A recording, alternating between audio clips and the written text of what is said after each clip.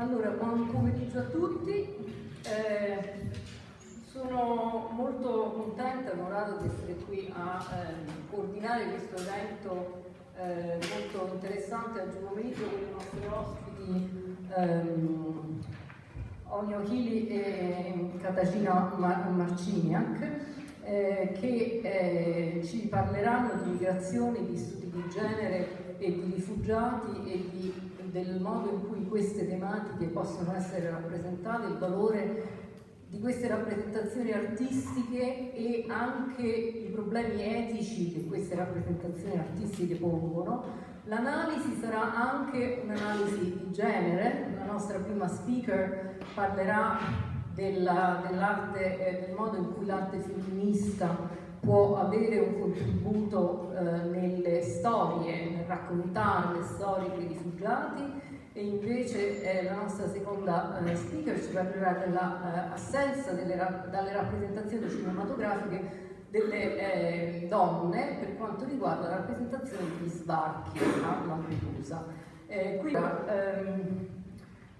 Non so se mi sono dimenticata qualcosa, non credo. Allora, vi leggo brevemente Katarzyna Marciniak, che è professore di studi transnazionali del Dipartimento Inglese dell'Università dell'Ohio, è autrice di numerosi testi, tra cui Alienhood, Citizenship, Exile and the Logic of Difference, che è uscito per la University of Minnesota Press nel 2006. Ci sono una serie di altre pubblicazioni, di cui l'ultima è Immigrant Protest, Politics, Aesthetics and Everyday Dissent, che è uscito nel 2014 per SUNY Press, ed è anche curatrice della serie Global Cinema, che è una nuova serie di libri della casa editrice Palgrave di New York. Aine invece è professora di lingue moderne e letteratura all'Università Loyola Marymount a Los Angeles, e in questo momento tutta l'idea nasce appunto da qui. La professoressa Aine è visiting professor presso il nostro dipartimento, quindi sta facendo in questo momento ricerca in Italia in congiunzione con la mia ricerca da febbraio fino ad aprile, quindi è nostra ospite direttamente. Si occupa di cinema transnazionale, studi di cinema che riguardano l'Italia e le migrazioni. Di recente ha completato il manoscritto, che ha appena consegnato, del suo prossimo libro, che uscirà nel 2017, che si chiama National Cinema in a Transnational Landscape, che uscirà per Indiana University Press. Passerei subito la parola a Katarzyna Marciniak per il suo primo intervento. Io e la collega Aine magari ci spostiamo, perché sarà un intervento tutto basato su l'elemento visivo. Insomma, per questo, come avete visto, abbiamo oscurato la classe, quindi vi chiediamo pazienza su questo e cominciamo il mio intervento.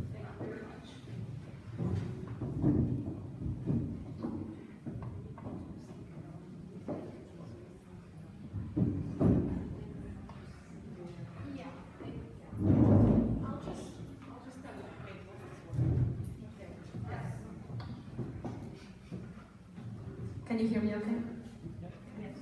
I apologize for my lack of Italian, and my presentation is in English. And knowing that, I prepared visuals, so I'm not going to read. I thought it might be easier to communicate if I just did a presentation like that. The title is What Can Feminist Art Do for Refugees? And it actually came out of a recent publication that was titled What Can Art Do for Refugees? And I modified this, and slightly altered what I did before to focus on these particular artists: Pussy Riot, MIA, Crochet Oleg, and Candice Bright. Do you know crochet? Maybe that's a word? Crochet vuol dire lavoro all'uncinetto. And that's a pseudonym, and I'll talk about her. Now, I originally conceived of this title, What Can Art Do for Refugees? And now what can feminist art do for refugees. Because when I started doing research on, contemporary artists commenting on refugee crisis, I discovered there was a whole, discussion around the issue of why do art, for refugees, like how useful is that? I mean, who needs that, right? And so in other words, I encountered a lot of critical voices commenting on, efforts performed by various artists. In many ways, calling such work gratuitous. Do you understand gratuitous? Gratuitous? The adjective, Anya. Gratuitous. Gratuitous.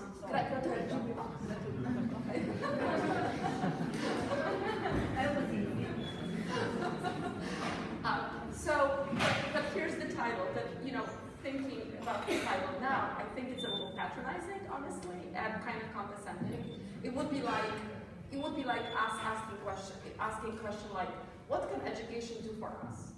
It's a similar kind of question. It's almost sort of stupid, right? Of course. I mean, we can sort of find all kinds of answers to this. But nevertheless, here we are with this. So can you see like this with the line on, or do we need too low? Okay. So I'll go slowly through this. I think perhaps the most interesting part about this research is that many commentators have made a point that the refugee crisis in Europe is a feminist issue. So the question will be, what does that mean? How is that a feminist issue, right? So this is what I'm going to try to unravel in my presentation to you. Now, in keeping with the long tradition of protest art, and specifically feminist protest art, various women artists have drawn attention to the massive scale of human displacement at present and to the necessity of extending hospitality to those in need. Right? And collectively, when I think about the work I'm going to present to you, I think they provide a commentary on the kind of collusion of current border regimes in the violent death of refugees seeking aid, acceptance, and inclusion, right?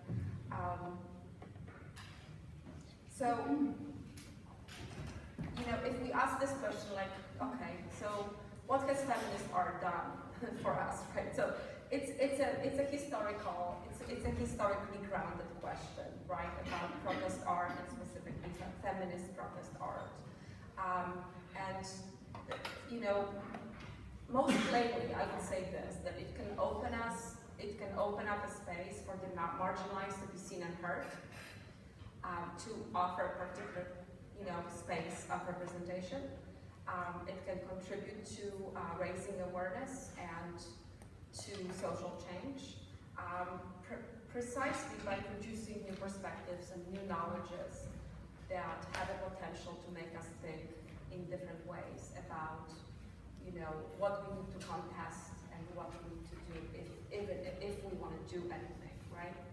So it's not just simply contemplation, of certain visuals and certain, audio visuals, right? It's more than that, and I hope we'll see that.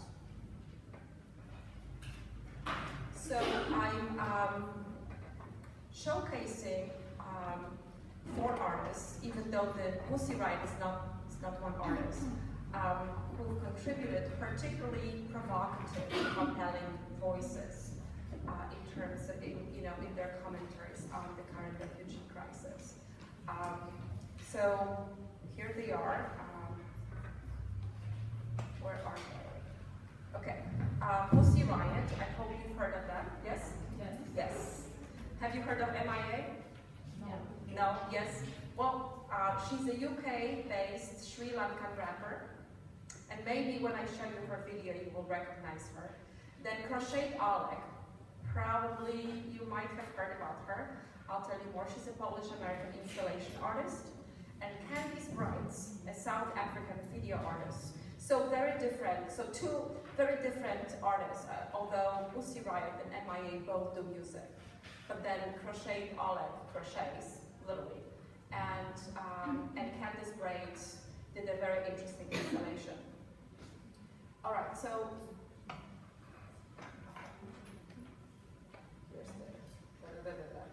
So Pussy Riot, this is just basic information, is a Russian feminist protest punk rock group based in Moscow. And if you Google them, the genre they appear under is protest art. So very relevant to us. They founded in August 2011 and had a variable membership of approximately 11 women, ranging in age from about 20 to 33. They're known for their provocative guerrilla performances in various public spaces and for their provocative lyrics. So they're known for speaking for LGBTQ rights, for women's rights, for rights to protest all kinds of injustices. They're of course known for speaking against dictatorship of Vladimir Putin. And in 2012, two of the members, Nadezhda Tolonikova and Maria Anyokhina, were imprisoned in Russia for almost 2 years and charged with hooliganism. You understand hooliganism? Yes. Is that a weird word? No. Okay. After their performance of Mother God Drive Putin Away. I'm not going to show you this. I think you can Google this one. It's on YouTube. You know, easy find. So they actually performed this inside the church, and they were, you know, their performance was considered sacrilegious. So this is what I want to show you. The video that they produced is titled Refugees In, and they did this in September 2015 when they participated in Banksy's Disneyland theme park. Do you know Banksy? The artist who supposedly nobody knows, sees, right. So he did this Disneyland kind of interesting construction in the UK, and they participated there. And so Banksy, around the same time, contributed a drawing of Steve Jobs as a son of a Syrian migrant on the wall of the Calais jungle. And they sort of joined his efforts or complemented his efforts to counter xenophobic responses to the Syrian refugee crisis in Europe, right? And this is the kind of well-known line from the video, push borders away, push borders, do it today. The video that I will show you in a moment, unfortunately I couldn't find subtitles. And so we just have to deal, okay? But a lot of it, I hope we understand. But the point here that Tolonikova made, writing about this production, was this: if we really are living in a global society, where is the free movement of people? That's the kind of question she claimed in one of the interviews that motivated the production of Refugees In.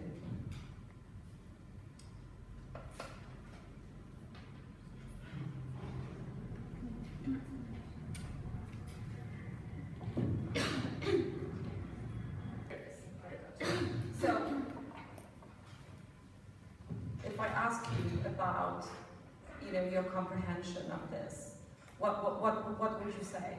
I'm assuming that we don't see much, right? We don't hear much, actually. I mean, it's very chaotic, right? Very fast, very dark, very murky. It's like we really have to see it several times to almost like decipher what's happening, right, in that space. So that's what I want to talk about: the treatment of space, right?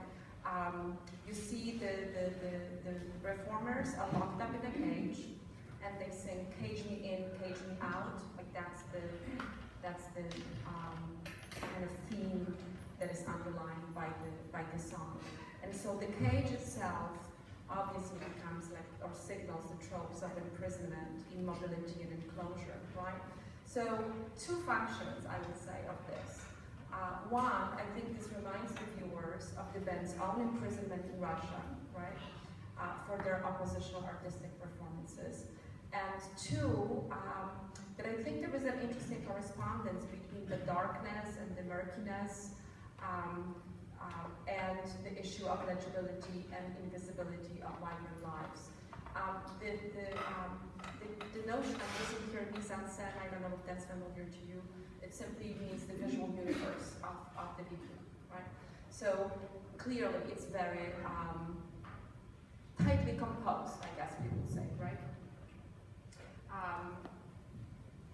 And also, we see lots of images of violence, right? Confrontations with heavily armed police, and images of shaky, chaotic, disorienting, and that, I think, again, signals, you know, certain type of correspondence to refugees' experiences, right? And the provocative lyrics.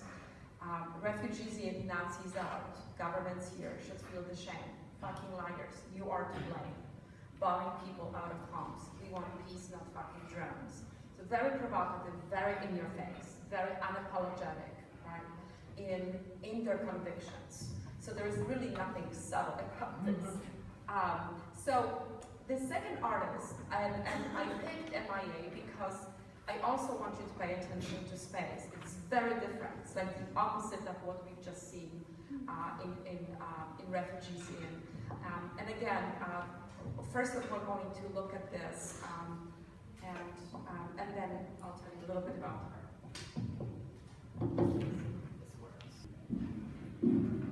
Did you register the T-shirt she had, Fly Pirates? Yeah. She had to apologize for that. You know, with the different interviews that she was basically criticized for, you know, commenting on Emirates, obviously, right? So, just 2 words about her. She's a Sri Lankan refugee who came to London at the age of 9 with her mother. And in terms of critiquing her work, she probably receives, it's interesting, and I'm going to talk about this later, she receives the least amount of critique because she's a refugee herself. So there is this assumption that because she has that experience, she has the authority to comment on that experience, right? But I want you to, again, think about this space because it's very, very different, right? Unlike with Pussy Riot, here you see that, that there are images of vast open spaces, right? So the visual rhetoric, we would say, is very different. And in the video, she herself focalizes the images. And what that means is that she plays herself centrally, often, like here, right?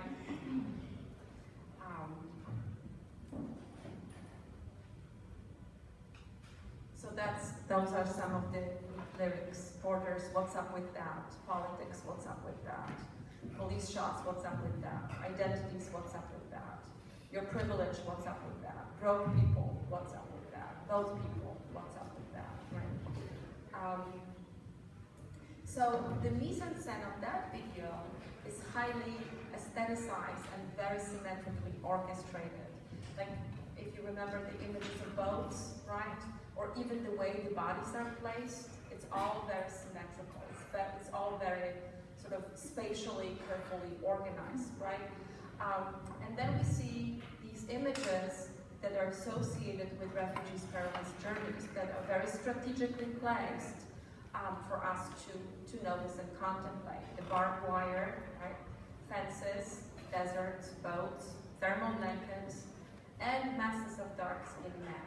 So what's interesting is that there are no women and children, and that no matter what you do, there has to be some commentary on how to understand that choice, because of course it has to be a strategic choice, right? That we don't see women, we don't see children. And so my argument here is that of course it's telling why she chooses to engage men only, right?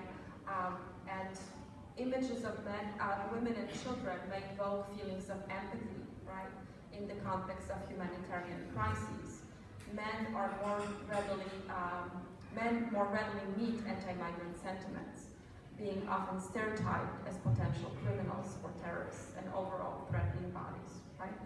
So it would not be an exaggeration to say that the discourse in many countries, right, surrounding the current refugee crisis ranges from benevolence to outright rejection of the possibility of housing refugees, right?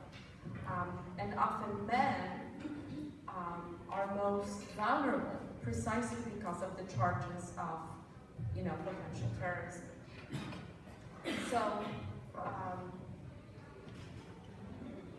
So she's producing this video against the inflammatory anti-immigrant speech that has been employed across Europe. I'm going to skip that. Well, this was just something I was thinking about. You may find this interesting. And I'm offering here a Polish example because that's the one I've been following most closely.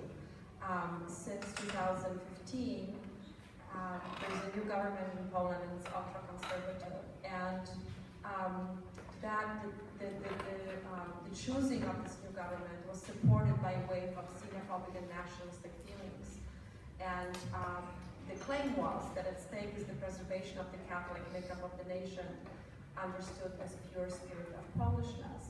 So, but of course, Poland, like many other countries in Europe, has been asked to house refugees. You can imagine what that produces, right?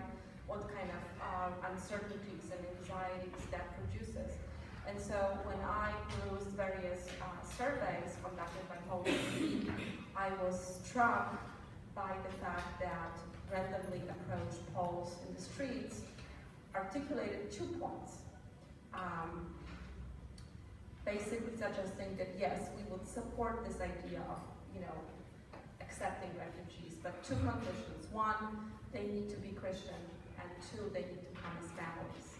And many of them actually say out loud, we don't want single men, So, so that's, I think that was the context within which I thought about MIA's choice of men for her video. And it's obvious that this figure of, becomes a repository of national anxieties and fears, propelled by what Ami Baba once called the demonic repetition. If you're not familiar with him, he's a post-colonial scholar who, and here I'm using his work on the formation of the stereotype. And he claims that the stereotype comes into being through what he calls demonic repetition. And the function of such a demonic repetition is to fix stereotypes of dark-skinned men. So this is what he says. A stereotype is a form of knowledge and identification that vacillates between what is already in place, already known, and something that must be anxiously repeated. So he uses this phrase of either demonic repetition or anxious repetition, right? And it's through that repetition that the stereotype is then kind of kept immobile and frozen in time and begins to function as a stereotype. So here's my contention. I think we might read Borders, that's the title of her video, as responding to such demonizations, right? Because she very deliberately chooses, these male figures, and you see that in those kind of migrant, what we would say, migrant kind of situations. They're walking, they're running, they're climbing fences, they're sitting on rocks wrapped up in thermal blankets. And in one sequence, as we've seen, they form a boat built out of their bodies, draped in sand-colored robes. We see them in association with boats many times. Either they're sitting inside the boats, or they're standing inside the boats, or they're lying inside the boats. Now what's interesting about that, here's the human boat. What's interesting about that, I think, is that is the choice of shots. Okay, if you're going to see this again, and again, this is easily accessible on YouTube, you will see that initially we see these men through long legs. What it means is that we don't have proximity to their bodies. We don't look at their faces. We don't see their faces. We don't see close-ups. We only see, full figures, right? But what happens later in the second part of the video, that the camera moves closer and closer to their bodies and showing their faces, right? Now, my point here is that this movement from distance to proximity is deliberate, right? And it offers us the direct confrontation with their faces that for the most part appear expressionless and look away. So what's interesting is that when the camera gets closer to their faces, they don't look at the camera. You know, they don't engage the viewer with their gaze, right? It's like they look away. And just about all of them look away. So again, what does that mean, right? What can we do with that kind of interesting placement? And so I think this idea of the gaze that does not address the viewer or actually refuses to address the viewer perhaps might be interpreted as pushing away the voyeurism of racist spectatorship.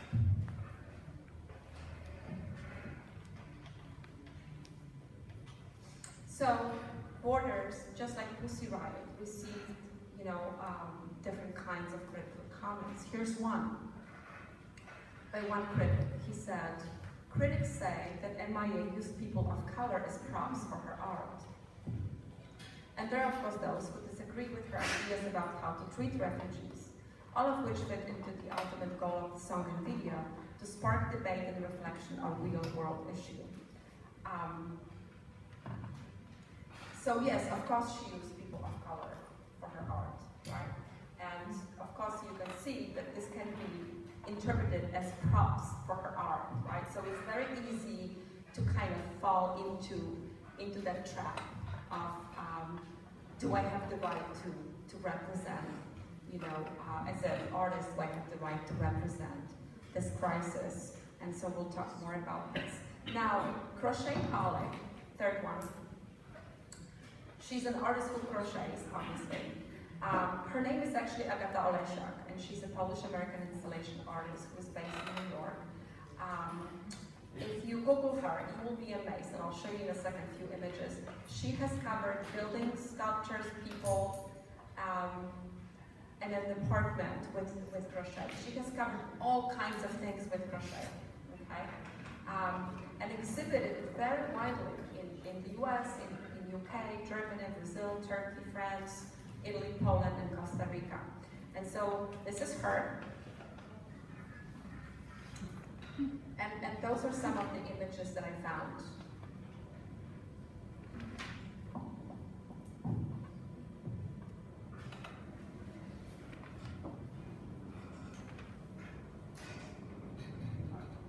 Are those people? Yes, those are people. Those are actually people, yes. There's more.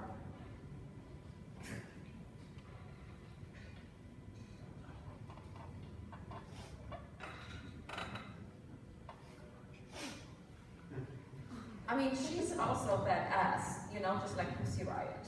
No question about it. I mean, very provocative. How bad can a good girl get, right?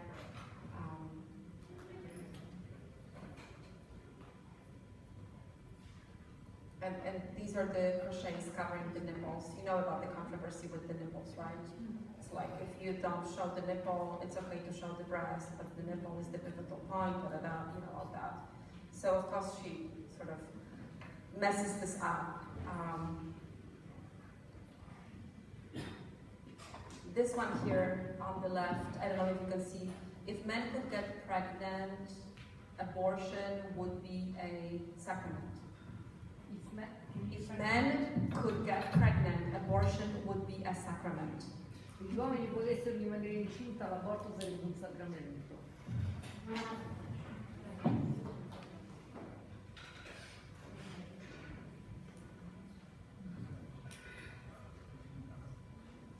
This one here is sex art. I have no idea what that means in this context. I'm just showing you how wild she is, and how expansive she is in terms of, producing that art in various spaces. So, okay, so what's her connection to the current refugee situation? The project that she did recently is referred to as Pink Houses Project. And she was originally asked to create an installation based on a particular house in Avesta, Sweden, and came up with this idea that she's going to cover the house with crocheted pink fabric, okay? But the project totally changed its tonality and purpose when she met, during this process, Syrian and Ukrainian refugee women, and they decided to team up and crochet together, okay? So those are the images from that particular project. This is the house, you see the house, and the women working together on, crocheting. Here's another shot of them.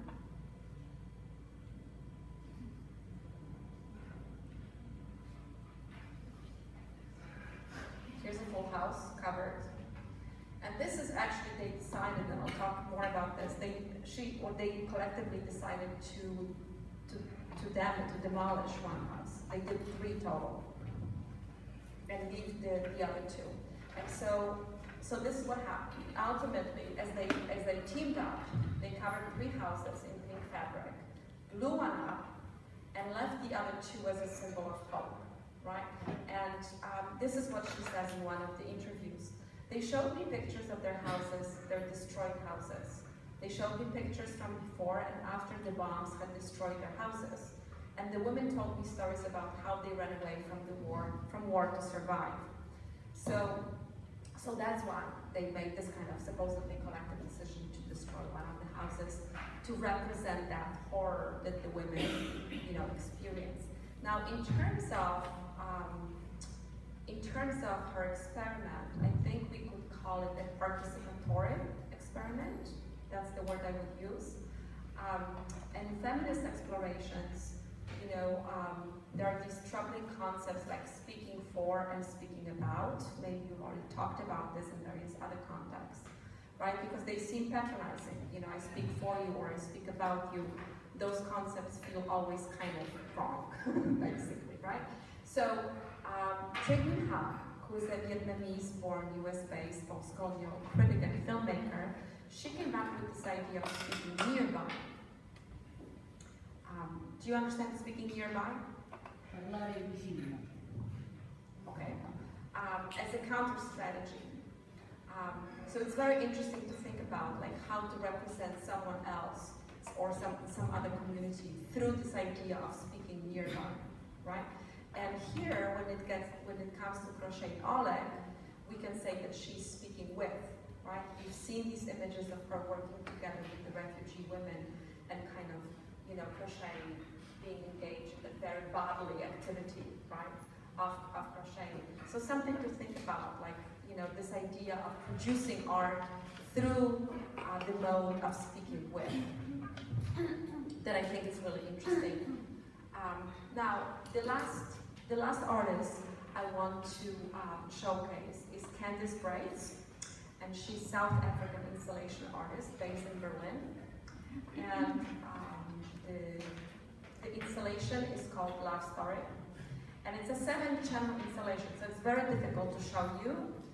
And I haven't seen it in Berlin, so I'm only talking about it in terms of what I've been able to encounter through research, right?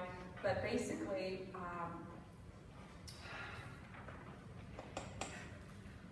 this is what happens. She wanted to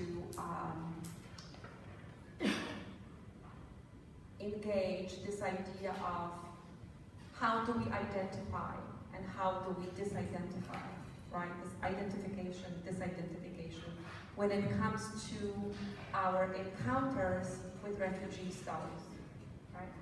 And beyond that, how do we even represent those stories? Because so far, with Pussy Riot, MIA, and Crochet Oleg, we haven't really heard the voices of refugees themselves, right? We've sort of seen art commenting on the crisis, commenting on the horrors of war, commenting on, exclusion at the borders, like through MIA and Pussy Riot. But this project that she did, it's more about actually recording stories of refugees. And she engaged 6 individuals from Syria, Angola, Congo, India, Venezuela, and Somalia. And she recorded their stories of survival. And it's my understanding that the point was to reflect on the idea, again, how do we identify or not, right, with these kinds of bodies? How is empathy produced? Is empathy produced? Can it be produced through that kind of engagement? And so what she did, she engaged the images of Alec Baldwin and Julianne Moore. I assume you know the names of the actors, right?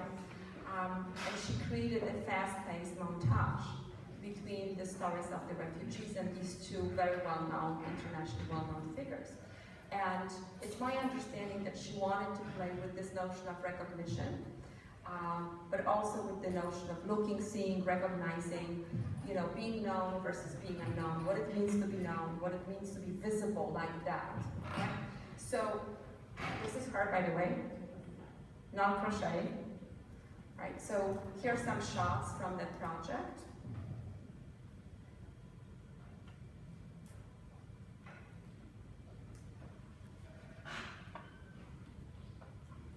So this is when it begins to get interesting, how she pairs, you know, Alec Baldwin with a particular individual who is telling his story.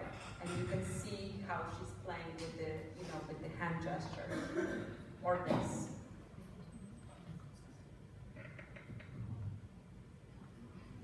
So what I thought we would do at the end, this is one of the women, and it's 5 minutes. I assume we can go 5 minutes to this. And you have 5 minutes. Yes, yes.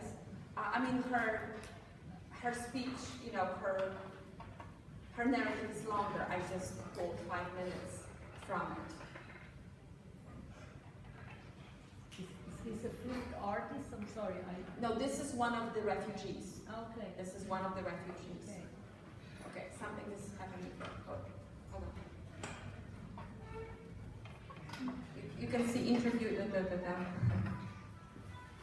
When the war started, we was like so shocked because there is war in Libya and Egypt, and we're watching TV and we never believed that one day it will happen in Syria.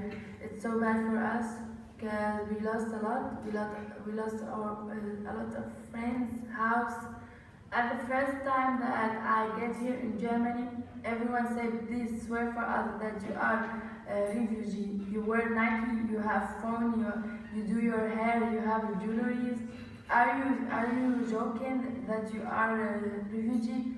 So I stop and say, why do you think that all the refugees don't have money? From the beginning, my name is Sara Isat Mardini. I'm 20 years old. I'm a Syrian swimmer at the national swimming team. I have 2 sisters. I'm the oldest one, and I have Yusra. She's younger than me, like 3 years. And she's a Syrian swimmer too in the national swimming team. She's at the last year of high school, and she wanna be a pilot maybe one day. And her dream to go to Olympic and swim there and rise our name so up. At the first 2 years of the war Damascus was so horrible. You can go out, you can go to college, and you must forget about going out and hanging out with your friends. You must forget about shopping, internet, electricity, and all of this. But at the 3rd year, we started to get everything usual. So when the bomb goes down in Syria, we like been shot for 5 seconds, and after that we complete our life. Because it's getting usual. It's like in our life now. If we didn't hear bombs, we said, oh my God, if anything happened today? I left Damascus on the 12th of August by airplane, me and my sister together. The reason why I should leave Syria in a legal way, because if you wanted to get a visa for any country, you must wait maybe 6 or 7 years to get the visa. So it's better for the fast way is the illegal way. My journey takes 25 days from the day I get out of Damascus to the day I get to Berlin. Because we are refugees, some people think that we don't study. We need only all the clothes and we need food and we need money. It's just I said only one word for them. We are not refugees for money. We are refugees from war. We don't need your money. We only need our future. Because when everyone here waiting his papers, when everyone gets his paper, he will go to find work to get money from this. No one here to come to your houses and say, please give me money. Everyone here to work and to find their own future. I left home with my little sister, Yisra, and we was deciding how to go to Greece, because there is 2 ways. One by walk to the borders and the other one to go by the sea. So we decided to go by the sea because if anyone catch you when you go and walk on the border, they will kill you and they will hit you and they will take your money. It's hard for girls to travel alone because you don't know what will happen. If maybe someone will come, some guy will come to wanna steal your money, even if you hit him, you can make him away from you because he's a guy. So because we are girls, so decided, and we are swimmers, so decided to go by the sea. And going by the sea, you don't know what will happen with you, even if you are a swimmer. There's maybe you will die. Maybe you hit your head with some rock. You don't know what happened. So after that, we decided it's okay. We will believe in God and go by the sea. We spoke with some smuggler. He told us that he have some people he want to take it to Greece after 2 days. So if you want to come, you must decide. We pay like 1,200 for each person to go in the boat from Izmir to Greece. I stayed at Izmir like 4 days at the jungle, waiting my turn to go by boat to Greece. So we said for him, if you don't let us go today by the boat, we will go back walking and we'll never give you money. So he gets afraid and we're saying that we must go. He said, when the police go, I will put you on the boat. So we were sleeping. He came like screaming, okay, let's go, put your life jacket and come to the ocean, it's your turn. So we go like feeling so scared and so rushing. At the first time when they put the boat on the water, all the people crowded to take a place. So the smugglers started to kick the boys, and he helped me to go into the boat. I was sitting on the front, me and my sister, and women like me and my sister and girl from Somalia. We are the only 3 girls and one little baby with his father, and the rest are old men. We've been like 3 girls and 17 men. It was a small inflatable boat. The boat was for 9 or 8 people, but the smugglers put 20 persons together. They put so many people on the boat because they want to finish. Okay, I'm going to stop here. I think this gives us a sense, right, of how she's telling her story. How much time do I have? 2 minutes? To wrap it up? Not even, yes. Not even, okay. Well, there's obviously lots to say about this, but did you notice at the beginning when she talks about like we have to assure people we're refugees because we don't look like refugees, you know, sort of moving against this stereotypical idea, you know, how we envision a refugee. And she says, because I do my hair and I have jewelry and I wear Nikes, right? So that's, you know, that's obviously a very interesting point. And another one is when she talks about getting a visa, right, applying for a visa and what it means to actually leave the country through so-called proper channels, and she's letting us know that that's basically not possible.